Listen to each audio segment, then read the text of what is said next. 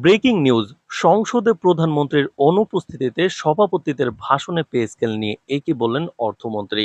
তো দর্শক, নবম পে স্কেলের আজকের মহা গুরুত্বপূর্ণ নিউজটি আপনি একজন সরকারি কর্মচারী হয়ে থাকলে শেষ পর্যন্ত দেখুন এবং শুরুতেই এই চ্যানেলটি সাবস্ক্রাইব করে রাখুন নবম পে স্কেলের সকল নিউজ সবার আগে পেতে। তো দর্শক, জাতীয় সংসদের চলতি অধিবেশনে প্রধানমন্ত্রীর অনুপস্থিতিতে স্পিকারের বিশেষ অনুরোধে অধিবেশনের একটি বড় অংশ জুড়ে সভাপতিত্ব করেন সরকারের অন্যতম শীর্ষ নীতি নির্ধারক ও অর্থমন্ত্রী।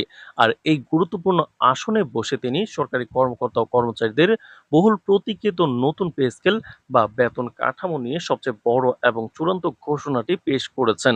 বাজেট অধিবেশন ও পরবর্তী সময়ে সরকারি চাকরিজীবীদের বেতন বৃদ্ধির বিষয়টি নিয়ে দীর্ঘদিন ধরে যে গুঞ্জন ও ধোঁয়াশা চলছিল, অর্থমন্ত্রীর এই যুগান্তকারী বক্তব্যের মাধ্যমে তার সম্পূর্ণ অবসান ঘটল। আজ সংসদ অধিবেশনে চলাকালীন স্বয়ং স্পিকার অর্থমন্ত্রীর কাছে সরকারি কর্মচারীদের নতুন পে স্কেল বাস্তবায়নের সুনির্দিষ্ট সময়সীমা এবং রূপরেখা সম্পর্কে জানতে চান।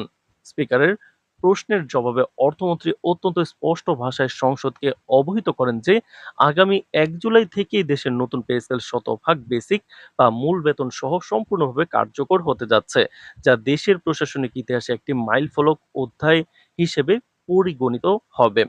অর্থমন্ত্রীর তার ভাষণে নতুন বেতন কাঠামোর বিস্তারিত বিবরণ তুলে ধরে জানান, বর্তমান বাজার পরিস্থিতি এবং নিম্ন আয়ের সরকারি কর্মচারীদের জীবনযাত্রার মান উন্নয়নের কথা বিবেচনা করে সরকারের নিম্ন গ্রেডের কর্মচারীদের জন্য নজিরবিহীন সুযোগ সুবিধার ব্যবস্থা করেছে।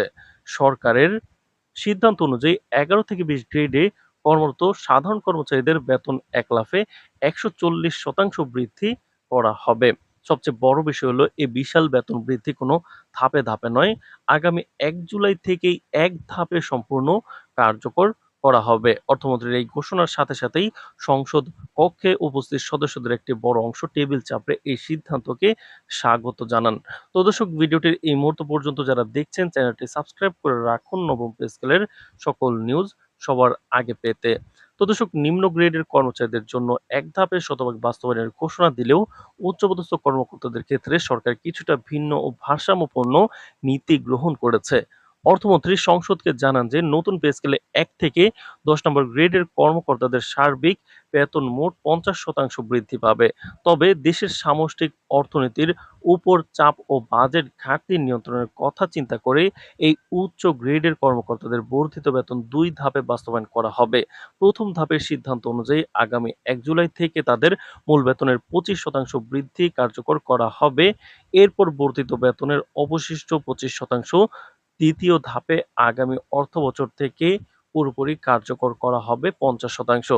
সরকারের এই কৌশলগত সিদ্ধান্তের মূল উদ্দেশ্য হলো বাজারে হঠাৎ করে বিশাল অঙ্কের বা মুদ্র সরবরাহ নিয়ন্ত্রণ করা, যাতে নতুন করে মুদ্রাস্ফীতি বৃদ্ধি না পায় এবং একই সাথে সকল স্তরের কর্মচারীরাও ন্যায়সঙ্গত সুবিধা লাভ করতে পারেন। বেতন কাঠামোর পাশাপাশি অবসরপ্রাপ্ত সরকারি কর্মচারীদের জন্য অত্যন্ত সুখবর নিশ্চিত করেছে অর্থমন্ত্রী। তিনি তার ভাষণে স্পষ্ট করে দিয়েছেন যে পেনশনের আওতাভুক্ত সকল সুযোগ সুবিধা এবং সংশোধিত পেনশন নীতি এই চলতি অর্থবছর থেকেই পুরোপুরি বাস্তবায়ন করা হবে। তবে চাকরিজীবীদের অন্যান্য সকল প্রকার ভাতার ক্ষেত্রে কিছুটা সময় নেওয়ার কিন্তু সিদ্ধান্ত নিয়েছে সরকার। অর্থমন্ত্রী জানান, চিকিৎসা, বাড়ি ভাড়া, যাতায়াত সহ সকল প্রকার সরকারি ভাতা গড়ে ৬০% বৃদ্ধি করার সিদ্ধান্ত চূড়ান্ত হয়েছে। তবে এই বর্ধিত ভাতা ১ জুলাই থেকে কার্যকর না হয়ে আগামী অর্থবছর থেকে পূর্ণাঙ্গভাবে চাকরিজীবীদের ব্যাংক অ্যাকাউন্টে যুক্ত হবে। পেনশনের সুবিধা দ্রুত নিশ্চিত করা এবং ভাতার অংশ আগামী অর্থবছর পর্যন্ত বিন্যস্ত করার এই নীতিটিকে সরকারি মহলে একটি অত্যন্ত দূরদর্শী আর্থিক সমন্বয় হিসেবে দেখা হচ্ছে।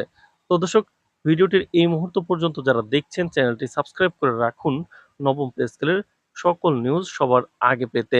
তো দর্শক, ভাষণের শেষাংশে অর্থমন্ত্রীর নতুন পে স্কেল চূড়ান্তকরণের শেষ মুহূর্তের প্রশাসনিক প্রস্তুতি সম্পর্কে সংসদকে অবহিত করেন। তিনি অত্যন্ত দৃঢ়তার সাথে জানান যে আগামী ২৪ জুন এই পে স্কেল সংক্রান্ত সরকারের উচ্চ পর্যায়ের সর্বশেষ ও চূড়ান্ত সভা অনুষ্ঠিত হতে যাচ্ছে। এই চূড়ান্ত সভায় কমিটির সকল সুপারিশ এবং আইনি প্রক্রিয়া সম্পন্ন করে ওই দিনই সরকারের পক্ষ থেকে আনুষ্ঠানিক গ্যাজেট জারি করা হবে।